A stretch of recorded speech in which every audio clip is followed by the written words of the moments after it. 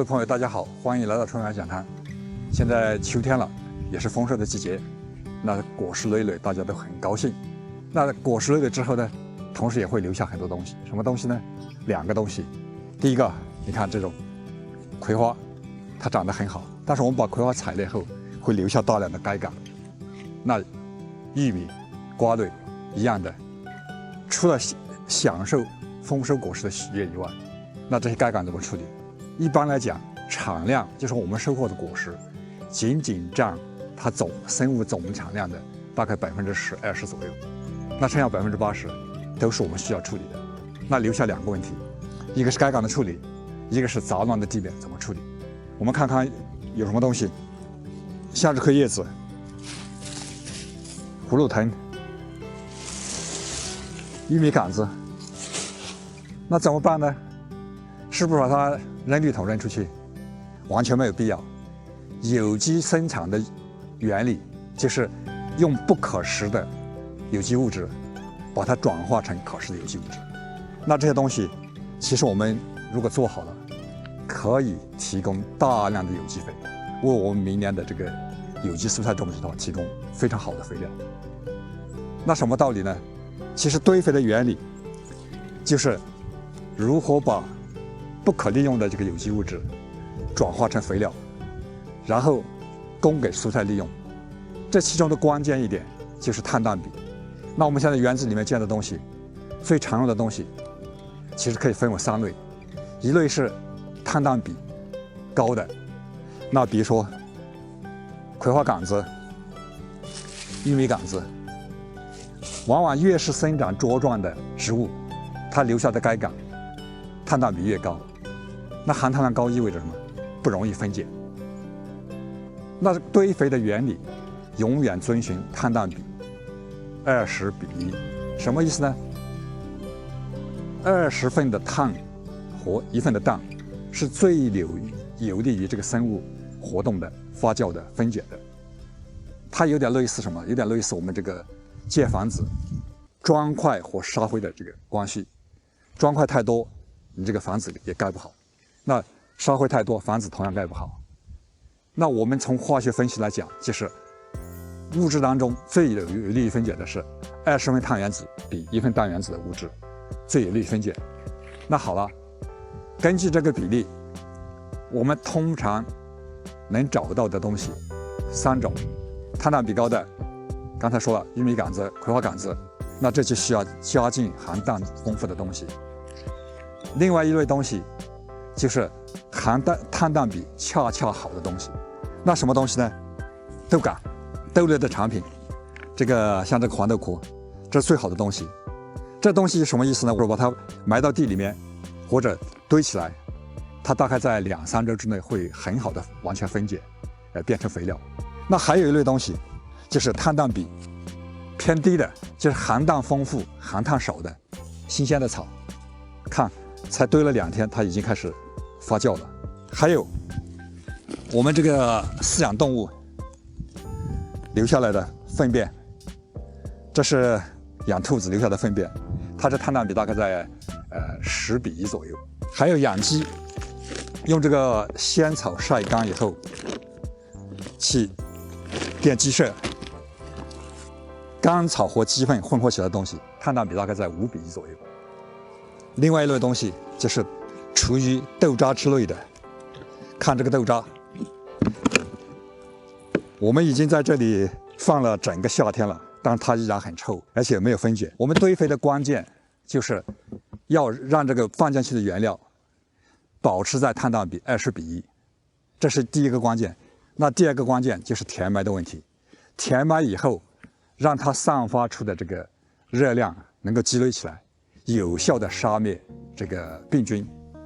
去年我讲过这个堆肥坑的这个3明治堆肥法，那今年我们换一种方法，就是结合菜地清理来弄。什么方法呢？直接填埋的方法。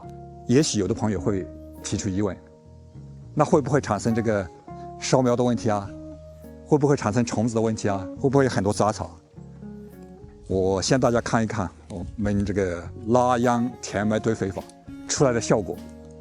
西葫芦拉秧填埋以后种萝卜种出来的，所有的西葫芦秧全填在下边了。现在萝卜怎么样？我们看看萝卜，已经有这个茶杯那么粗了。那再过来，西葫芦填埋，杆子填埋以后，种紫菜、白菜种出来的，没有虫子，没有病害，更没有肥害。豆角拉秧以后填埋出来的，豆角杆子全在下边了，填埋出来的。这块种的大白菜已经开始包心了，这里种的荠菜间种豌豆。那大家看到就说是解决这个异活，没有病害问题，没有肥害问题，没有虫子和草害的问题。那我们现在就去看看怎么操作。结合这个菜地清理、填埋式堆肥法，它的核心有2点。第一个就是怎么配合碳氮比，让填埋下去的东西很快分解。那第二个就是怎么操作比较方便省力一点。那好，我们知道这个过滤物质的碳氮比以后，那我们就相应做一些调节。好，我们知道这些瓜杆子拉下来以后，它的碳氮比刚好在25:1左右。那我们适当添加一点点这个含氮丰富的东西，比如草啊、豆渣，那就可以了。那最难处理的是玉米杆子，为什么？第一，它碳氮比高，我们需要添加比较大的比例的含氮丰富的物质。第二，它杆子比较长，为什么呢？因为涉及到个问题，填埋堆肥法，如果这样直接填下去，你不加任何配料，那可能1年以后它都不会化，不会化会出现什么问题？那大量不会分解的或半分解的这个木质在里边，就会引起潮虫、剪刀虫、这个千足虫的问题，所以我们一定要避免这种情况的发生。再一个，怎么让它破碎的小一点？那这个破碎的话，通常其实网易容易走2个极端，一个是破碎太小，那弄起来太费力，也没有必要；另外一个的话就是不破碎，那怎么办呢？一个原则就说是刚好能 fit 这个坑，就是能够坑里面能放下去就好了。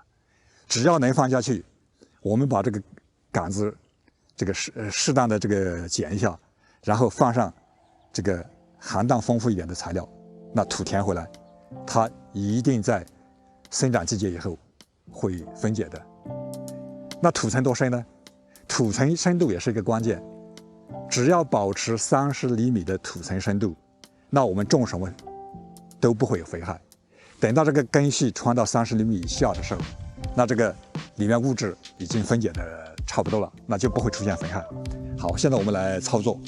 我们先来弄玉米杆子，这个比较粗糙的东西，折一下，垫进去。因为它难分解，我们给它放在最下边。好，下来我们把这个瓜藤放进去。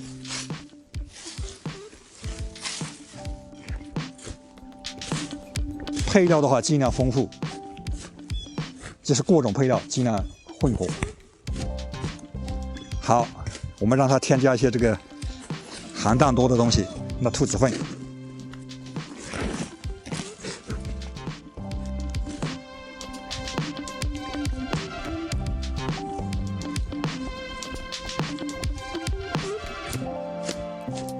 再来点青草，让它3、4天以后发热发酵。好，这样直接填土就好了。这边的话，我们就直接这样填。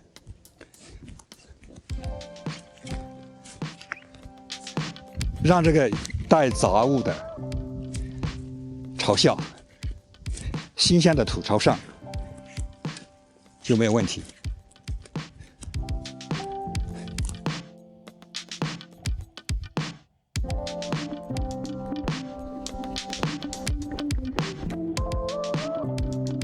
看，我把表层的带杂物的放到底上。那现在我们把这个新土翻出来，放到头上，就会保证这个菜地的比较干净整洁。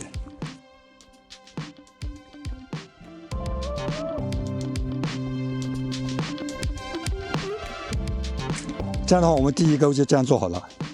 我们接着继续操作，那整个地就是这样处理就可以了。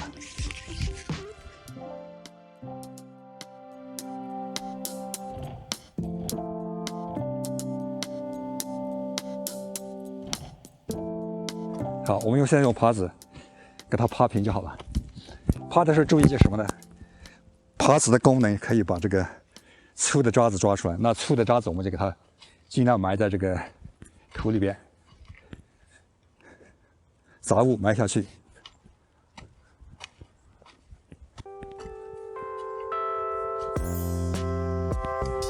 大家不要担心土那么高，为什么？因为我们埋了很多有机物在下边，大概瓜藤、草加起来能超过300公斤吧。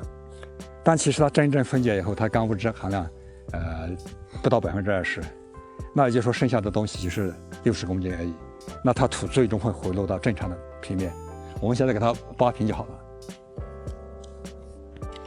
秸秆填埋到菜地里面，这就完成了第一步。为什么呢？我们让这个土稍微晾晒1-2天，让这个有机物在下边再回落一下，然后我们就可以坐山栽菜了。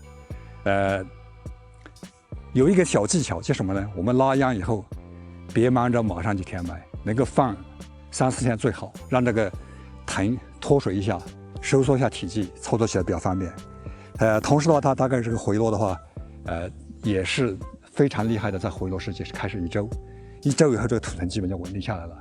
那这样不会影响我们栽菜，就是我们现在要栽菜也好，要直接播种也好，都没有问题的。